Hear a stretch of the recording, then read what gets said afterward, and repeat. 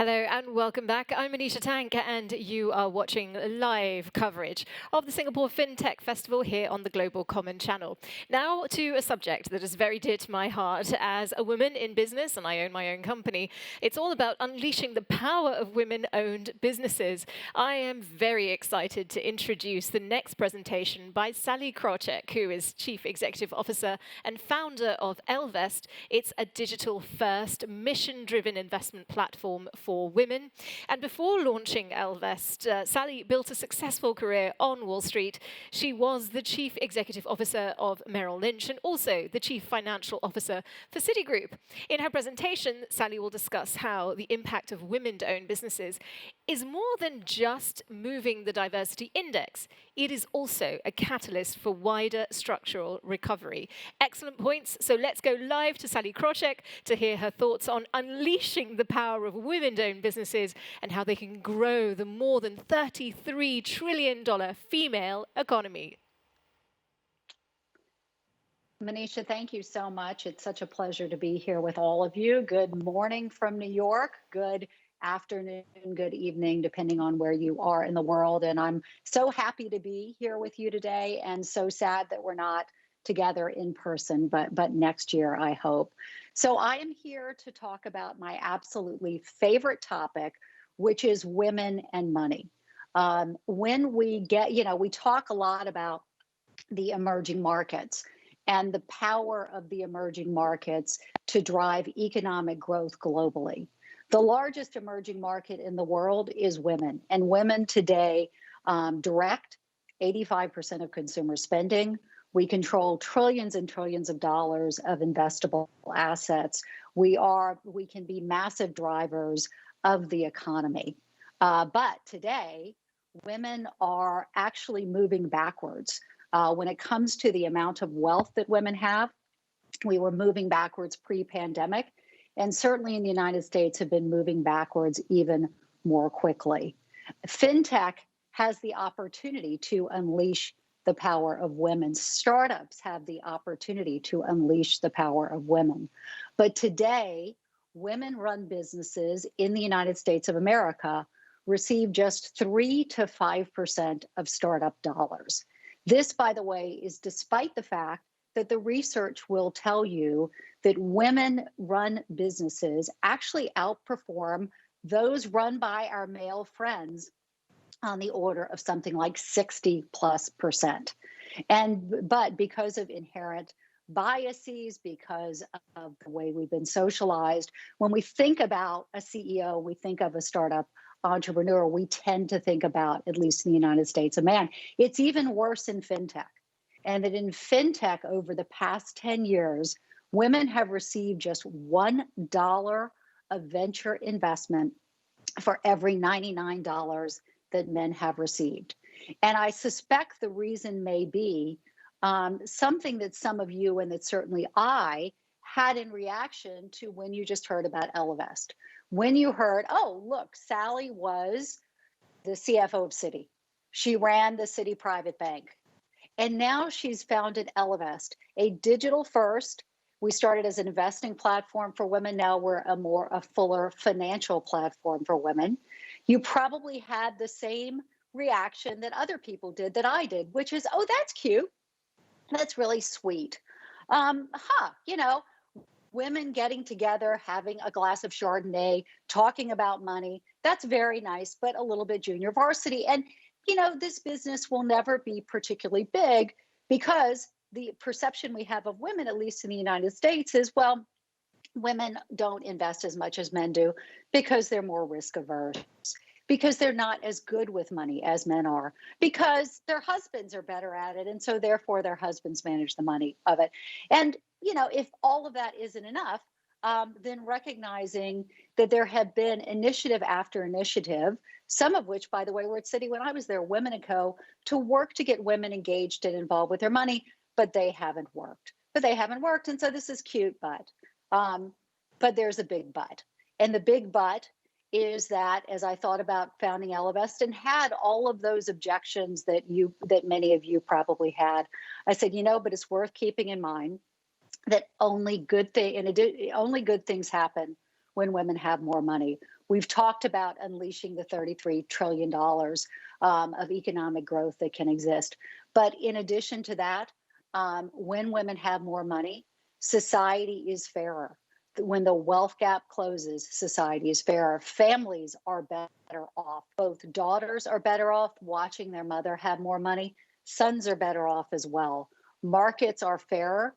Nonprofits are better off. And one thing we love to say at Ellevest is we haven't found anything bad that happens when women have more money. And so on top of that, for women themselves, it is a point, it's money is women's number one source of stress today.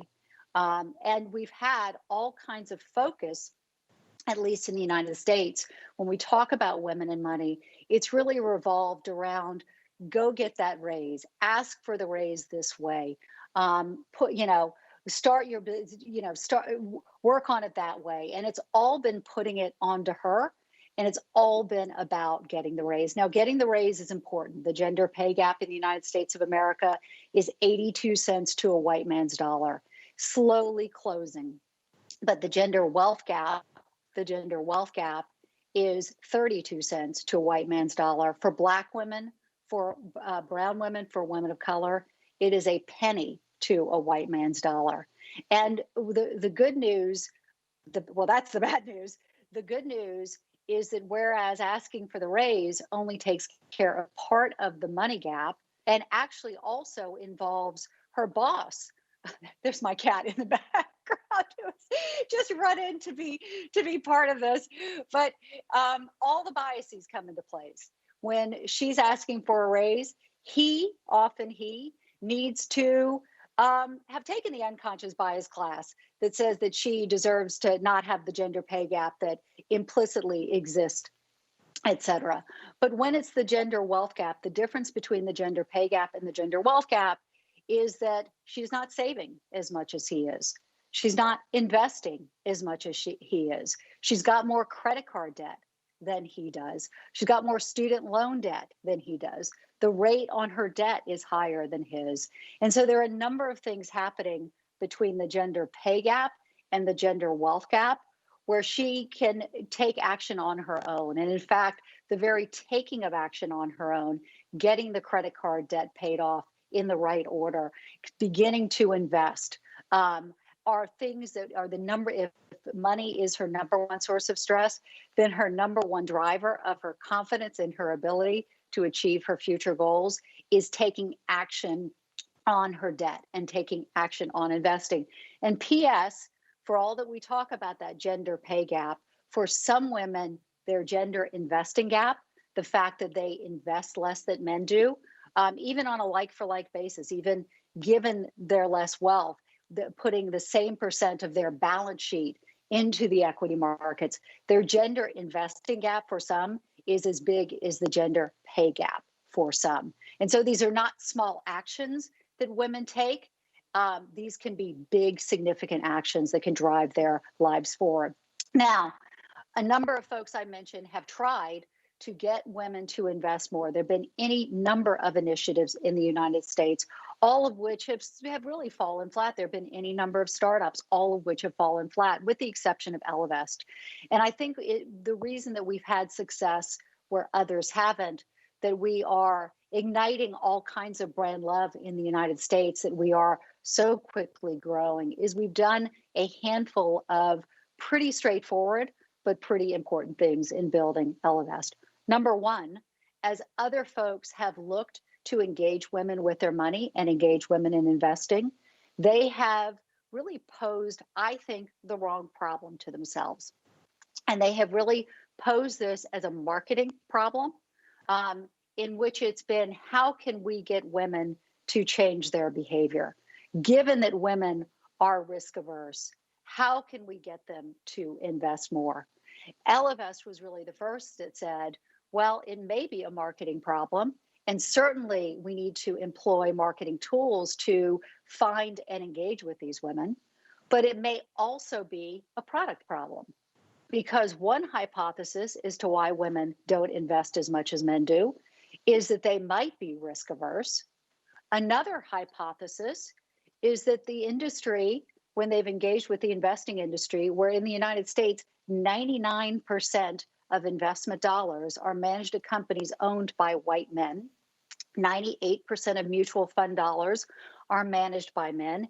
86% of financial advisors are men, where she sees a wall of men. She loves men, but she doesn't see anyone who looks like herself, where the industry has been about trading and buying low and selling high and picking this money manager and watching CNBC. And the industry symbol is a bull, which is a very male symbol.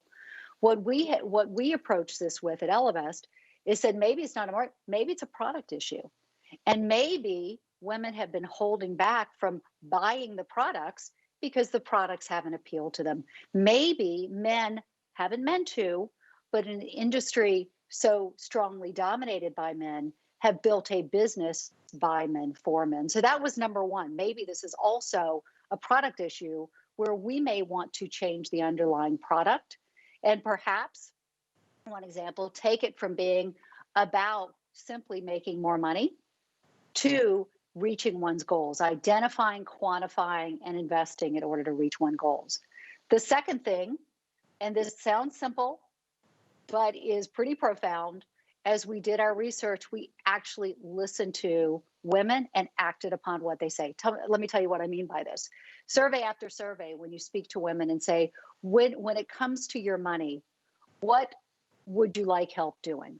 And women tend to say, number one, I'd like to earn more money at work, again, because they've read this book about asking for the raise. After which financial services companies then take that information and essentially say, would you like this savings account? Would you like this insurance product? And women say, okay, I guess, if that's what's on offer. And Ellevest is one of the first to say, let's bring executive coaches into our business then. While it's across the traditional silos, if this is something that women are looking for, let's not be just a financial products company, but help solve this other problem. Let's not be just a product, but also an education company. The third thing is, in addition to listening to her, we watched her. We took a design approach, a very respectful design first approach when we were building Ellevest, and had some very interesting and often subtle findings. For example, in onboarding into an investing product, you get to a point typically in most products in which the question is asked, what is your risk tolerance? The gender difference most people think is that women have less, are less risk tolerant than men. What we actually found is when investors come upon that question, no gender really understands what their investing risk tolerance is in the moment. They do when we're back in March of this past year, they do in 2007, 2008. But when you ask them the question, they don't truly know. The gender difference is men will attempt and answer the question. The man will put something down and continue into his onboarding process. Women will leave.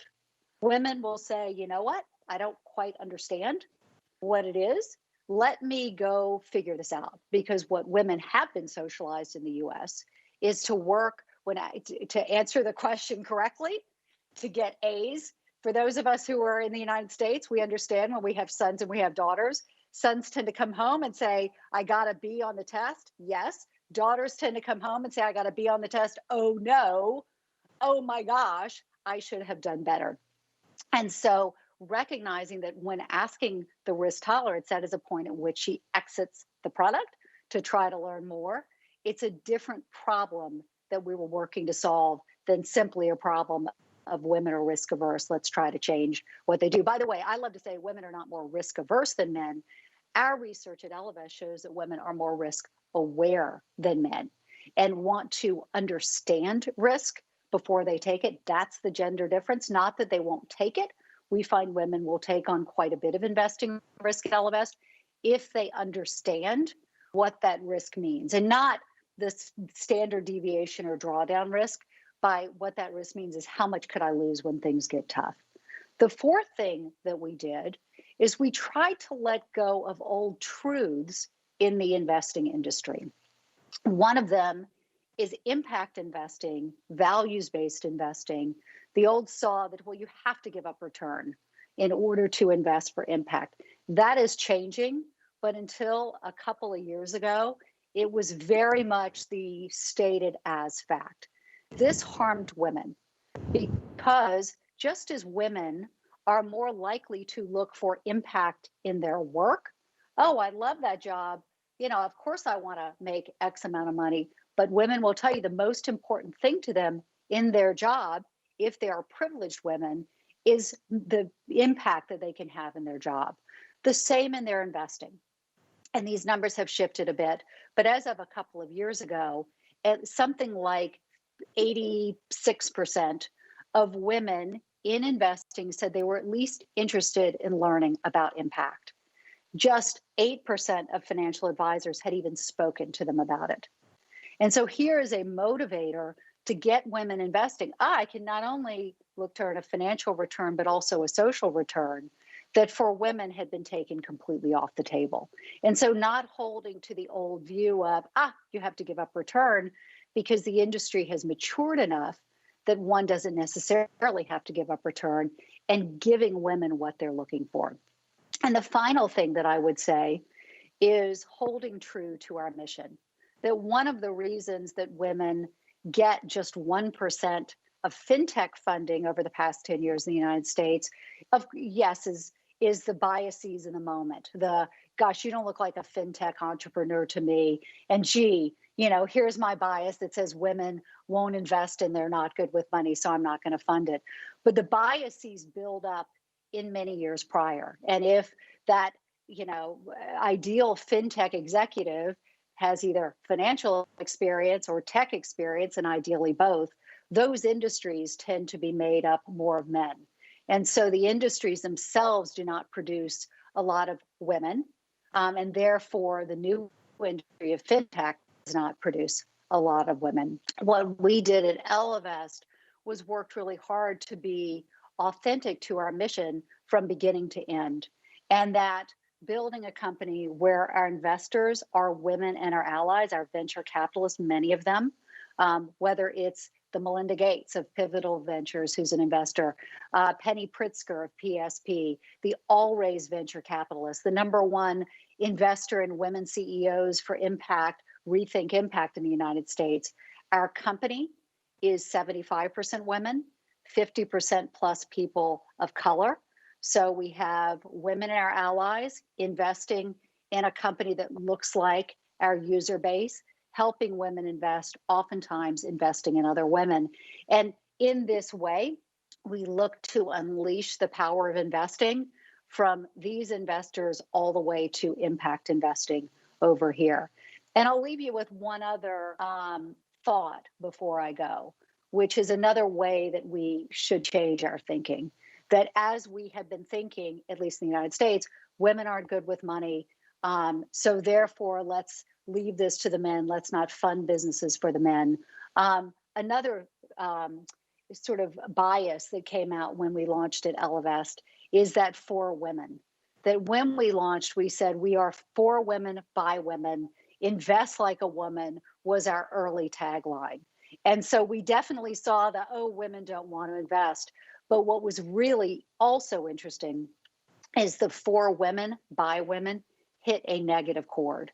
And that some double-digit % of women, when we launched, said, for women, it's going to be a marketing thing. It's going to be a junior varsity thing. It's going to be a dumbed down thing. It's going to be, look at us, women together, being women together, investing together, yay.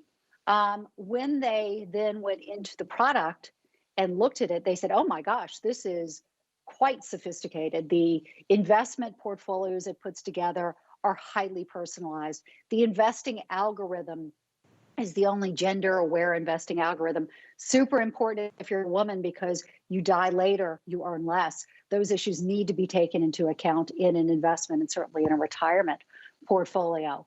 And so we had women who went in and came back out and went to Facebook and said it is more sophisticated. But what was interesting is that it wasn't just the men who said it's going to be junior varsity. Not one single solitary woman said, "This is for women. It must be better. It must be more sophisticated. It must be something that is cutting edge." And so we at Ellevest are trying to change a lot of things.